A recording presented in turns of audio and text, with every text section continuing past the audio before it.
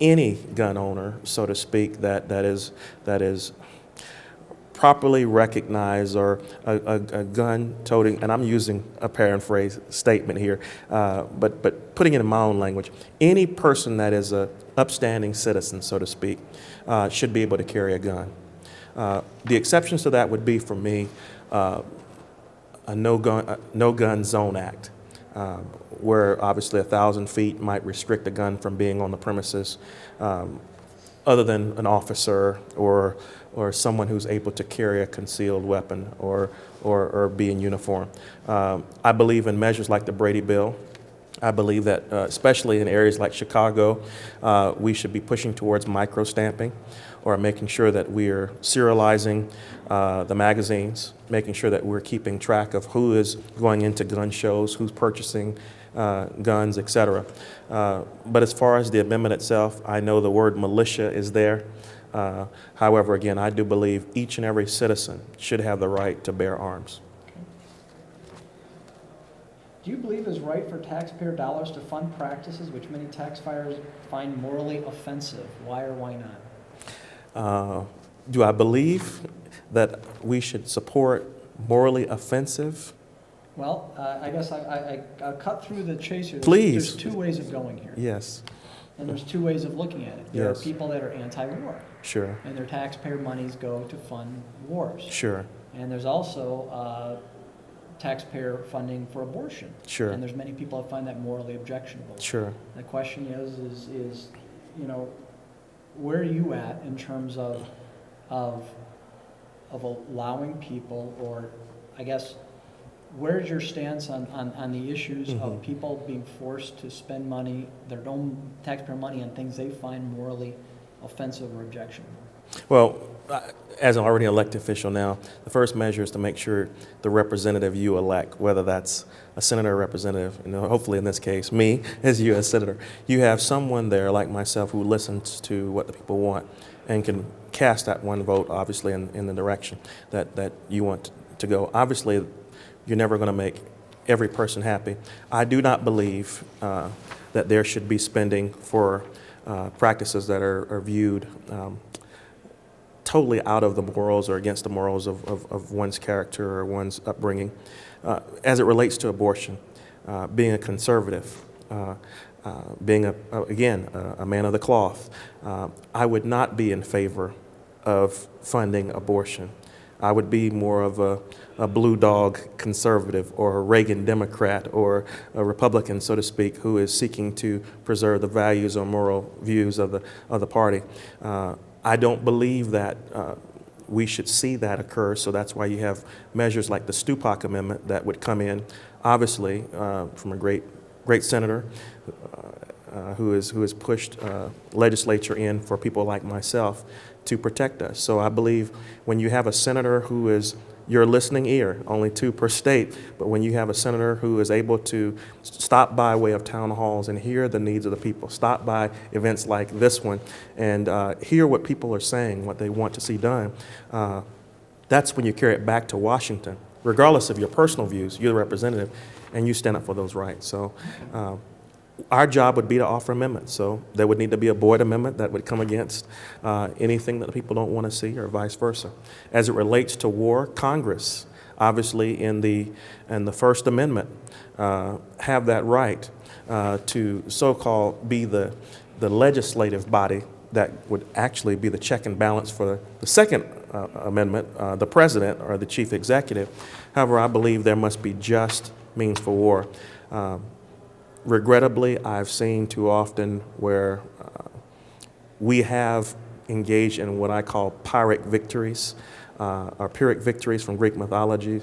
It is where one actually competes or fights with every tax dollar, every bit of revenue from the citizens, just to say, I won.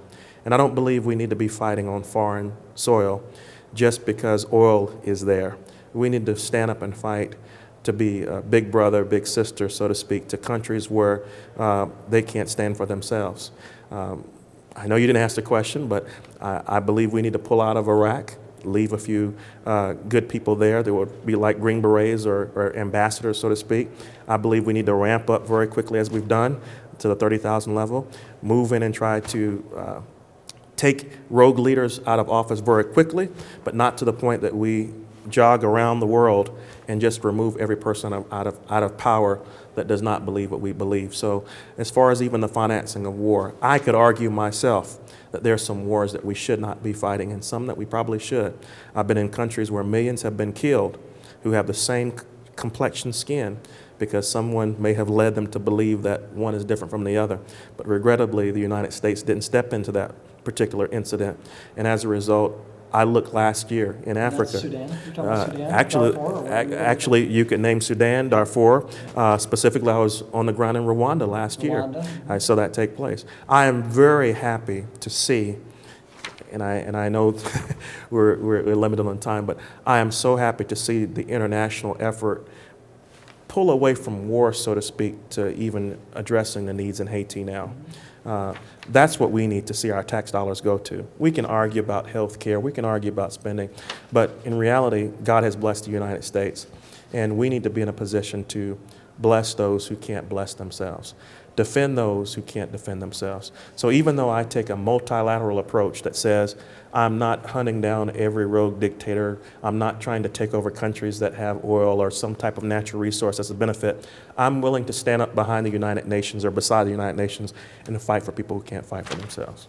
So last question, and that's for you to look in the mirror, look in the camera there, and tell the voters in a few minutes, 2 minutes, 3 minutes, of why they should vote for you, and you know, how your qualifications best serve you for this position. Sure. Well, I thank you for listening to this interview, and I really appreciate you extending me this opportunity. Sure. I'm running for United States Senate because I believe it's time for a change in leadership. I don't believe in a mudslinging campaign where one puts the other down or one talks poorly about what hasn't been done. Rather, I propose that there be a positive solution, a positive change. I'm seeking to move Illinois in the positive direction.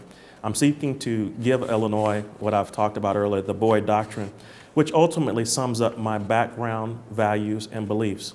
I believe one of the things that's most important to our state right now is to improve the level of ethics, to make sure that we don't see dark leadership. One scholar with the last name Congress said, dark leadership is engaging in practices that ultimately benefit the leader, or therefore his gain or her gain only, and they have no particular benefit for those that are following.